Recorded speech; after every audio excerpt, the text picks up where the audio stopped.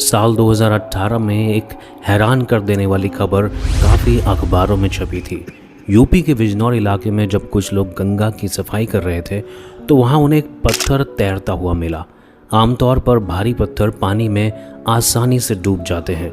गोताखोरों ने इसे पानी से बाहर निकाला तो वह पत्थर को देखकर दंग रह गए। 8 से 9 किलो वजन वाला ये पत्थर पानी में तैर रहा था। स्थानीय लोगों के अनुसार ये कोई आम पत्थर नहीं था, बल्कि ये रामेश्वरम सेतु का पत्थर था जिसके ऊपर राम नाम लिखा हुआ था। इसके बाद पत्थर को देखने वाले लोगों का तांता लग गया और बैराज में ही लोगों ने जोर जोर से जय श्री राम के जयकारे लगाना शुरू कर दिया और पूरा इलाका जय श्री राम की जय जयकार से गूंज उठा। इस बीच श्रद्धालुओं ने पत्थर को कई बार गंगा की धारा में छोड़ा, लेकिन पत्थर तैरता रहा। उस पत्थर को देखने वाले लोगों का मानना था भगवान श्री राम ने स्वयं सेतु के पत्थर रूप में उन्हें दर्शन दिए हैं।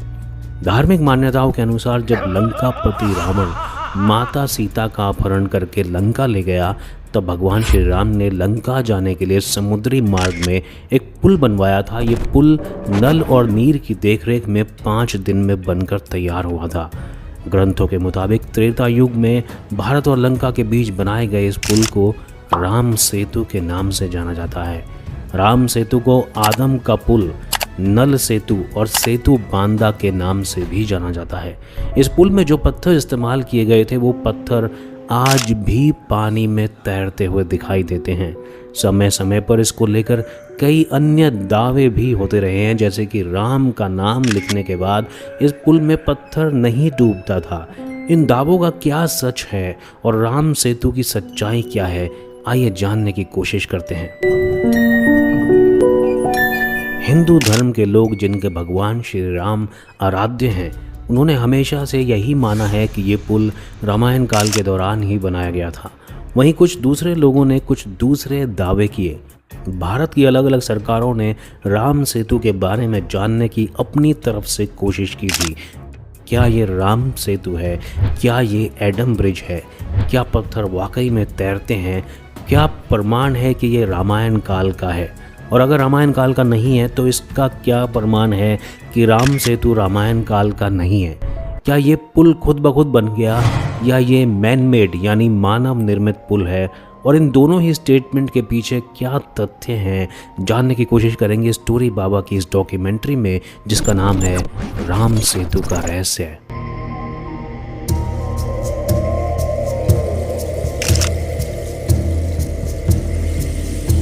आगे बढ़ने से पहले आपको बताते हैं कि राम सेतु तमिलनाडु में पंबन द्वीप को श्रीलंका के मन्नार द्वीप से जोड़ती है। पुल की कुल लंबाई करीब 50 किलोमीटर है। कई वैज्ञानिक रिपोर्टों के अनुसार राम सेतु 1480 तक पूरी तरह से समुद्र तल से ऊपर था, लेकिन यहाँ एक चक्रवात आने से यह क्षतिग्रस्त हो गया था। 15वीं शताब्दी तक जब यह गहरा नहीं हुआ था, इसे पैदल ही पार किया जा सकता था। वाल्मीकि रामायण के अनुसार जब श्री राम ने सीता को रावण से छुड़ाने के लिए लंका द्वीप पर चढ़ाई की तो उस वक्त उन्होंने नल और नील से एक सेतु बनवाया था, जिसे बनाने में पूरी वानर सेना ने अपना योगदान दिया था। इस सेतु में पानी में तैरने वाले पत्थरों का उपयोग किया गया था, जो कि किसी अन्य जगह से लाए गए थे। कहते हैं कि ज्वालामुखी से उत्पन्न पत्थर पानी में नहीं डूबते हैं। हो सकता है कि इन्हीं तरह के पत्थरों का उपयोग किया गया हो। वाल्मीकि रामायण में धनुष कोटि का भी उल्लेख मिलता है। बताया गया है कि भगवान श्री राम ने जहां धनुष मारा था उस स्थान को धनुष कोटि कहते हैं। ये पुल लगभग 5 दिनों में बनकर तैयार हुआ था, जिसका नाम नल सेतु रखा गया था। लंका पहुंचने के लिए श्री राम की सेना को समुद्र पर 100 योजन लंबा और 10 योजन चौड़ा पुल बनाना था। नल और नील के साथ हजारों बंदरों की सेना ने पहले दिन 14 योजन तक श्री राम नाम लिखे पत्थरों को समुद्र में फेंक दिया। दूसरे दिन 20 योजन, तीसरे दिन 21 योजन, चौथे दिन 22 योजन और 5वें दिन 23 योजन का काम पूरा किया गया।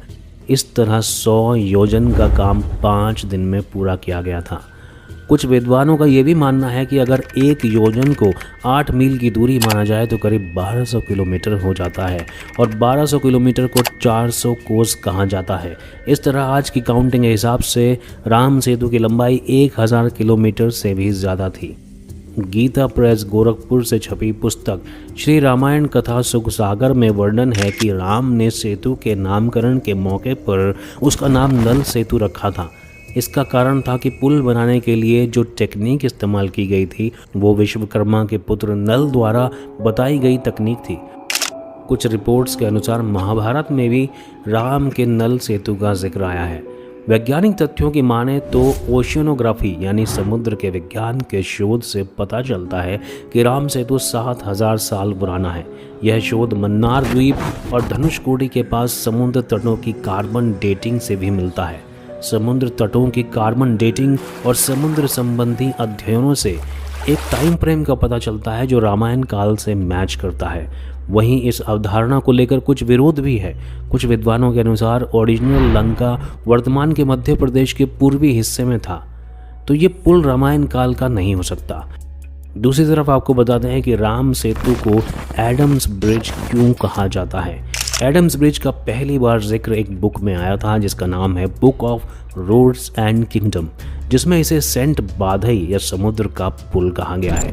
दूसरी तरफ यह माना जाता है कि ईडन गार्डन से निकलने के बाद एडम इस पुल को पार करके श्रीलंका से भारत आए, इसलिए इसे एडम ब्रिज के नाम से जाना जाता है।